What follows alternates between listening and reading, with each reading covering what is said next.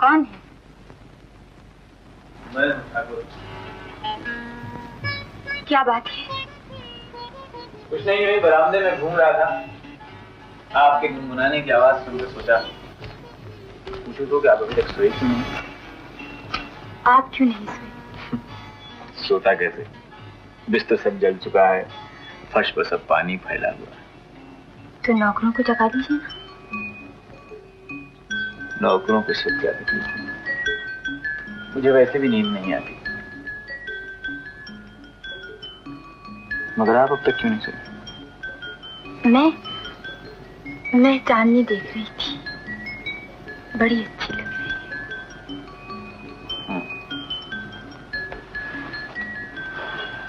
चांदनी देखनी हो तो इसको बाग में चल के देखिए। बाग में?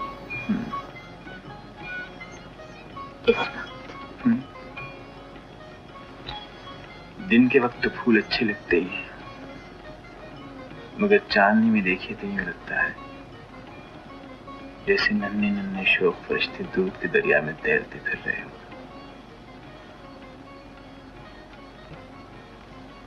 आपने जब उस मूर्ति को सीने से लगाया हुआ था तो एक बार तो मैं समझा कि... क्या समझा? यही कि आप कोई पुजारा नहीं। वो तो मैं हुई। आपकी आवाज पहचानी सी मालूम होती है।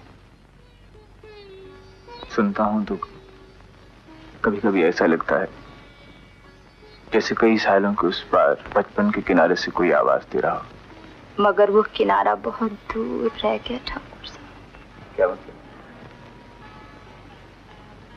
कहते हैं जब कश्ती जवानी के किनारे पर आ जाए तो वहां आदमी नई आवाजों से प्यार करने लग जाता है।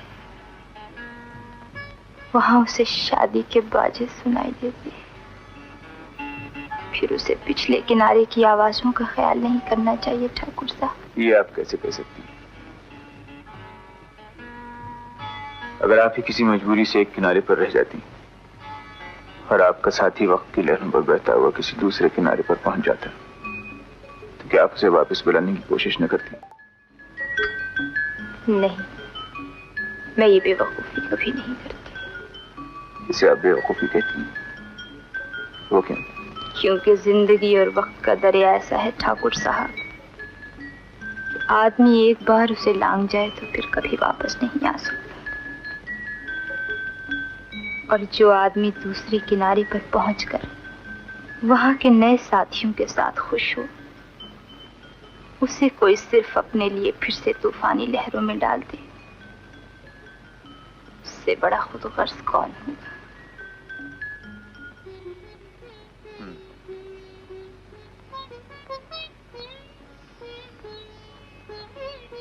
तब तो आपके मन को बहुत शांति हुई। अपने प्रभु के चरणों में पहुंचकर किसके मन को शांति नहीं मिलती? क्या आपके मन को नहीं?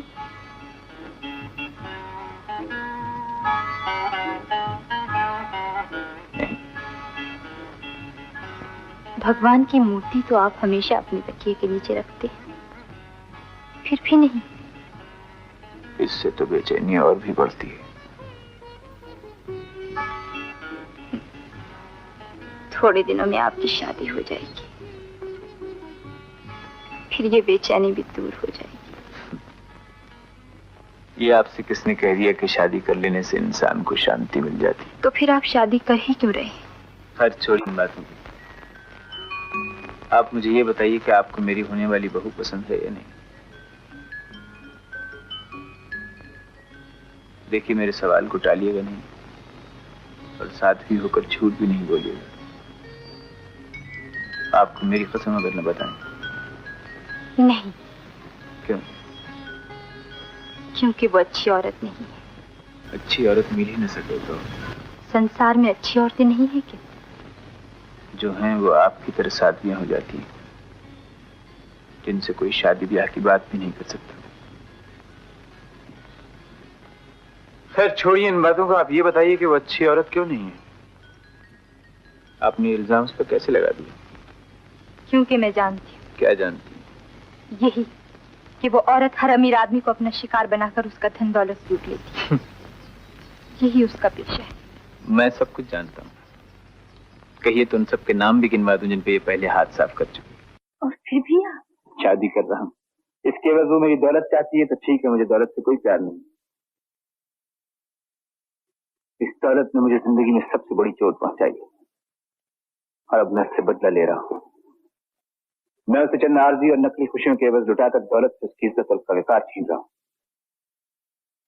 ताकि मुझे देखकर फिर दुनिया में कोई दौलत की इज्जत न कर। मगर इस तरह आपकी अपनी इज्जत भी तो चली जाएगी। तो क्या होगा?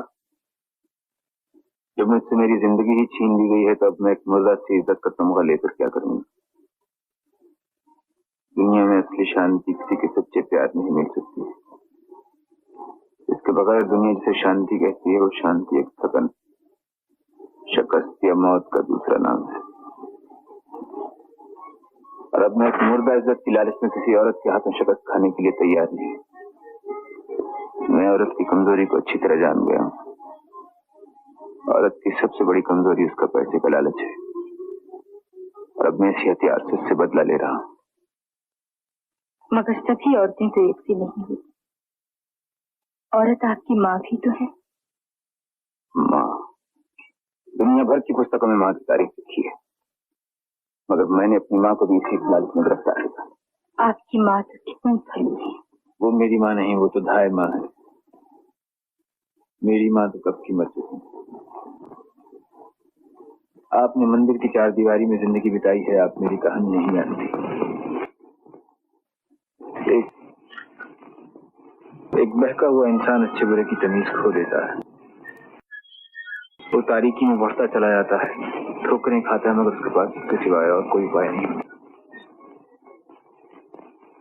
मुझे अपने गुनाहों से इनकार नहीं है, लेकिन अगर मेरी जगह आप होती तो आप भी क्या यही कुछ न करते?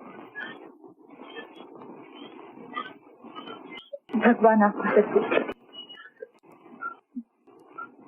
ठाकुर साहेब, क्यों?